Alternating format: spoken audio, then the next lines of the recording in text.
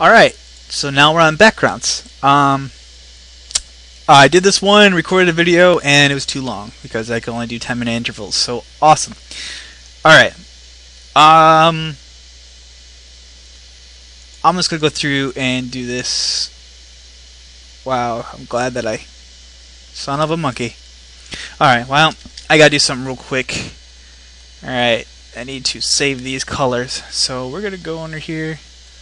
Do that. Alright, there you go. And now we can just turn these off. Alright, these are the colors of the wall and this. So, alright, what I do is I'm going to grab my lasso tool and I'm going to create a line. I want this little, put this a little off center. There you go. And I want you to notice that it's going across my characters. Like it's creating focus. That's what we're trying to do here. Is we're creating a nice focus. Alright, we're gonna do this real quick.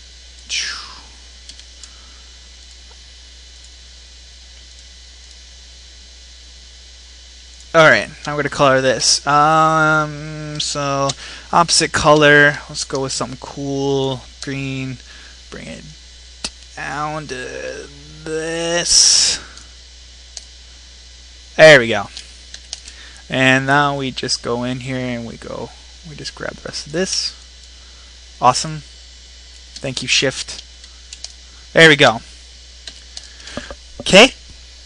Now because Kate's, getting angry here and just cannot deal with this and apparently loses her temper, we're trying to establish sad-looking scenes. So, as you notice on this, I guess I didn't make it too sad. I'm probably going to have to throw another layer on top of all of this. But I have the shading layer, which is the character shading layer. So we'll do this real quick. Put this on normal. There we go. Okay. Back on multiply. And something like down to, I believe I did 30. Yeah, 30 will do. Alright, so what you do is I go in, and down here I have the right light coming from the top left, and seeing that the light should be, and they moved a little bit, the light is going to be a little more over. So we're going to have a little more like this now. So we're going to, there we go. That is not this hand, is that hand. Ta-da! So when I do my shading on the characters, her hand should be right there. There we go. And we'll shade this. And we're going to go a little behind. There we go. Okay. Okay, we gotta get matte real quick, so matte should be a little less. But, needless to say, that needs to be coming up like this.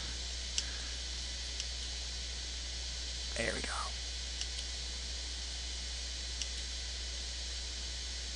There we go. Need to have it just like that. There we go. Okay, then I take the blur tool and I go in there. Look at environmental shading. You don't really have sharp shadows, okay? You have smooth looking shadows that just kind of blend in, So that's why I just go in here. I have my blur at 100% and we take care of that. Okay, now we go in here, I change this to gradient. And what I do is I try to help set up the scene even more. Like I want to frame, I use the backgrounds to frame the characters, okay?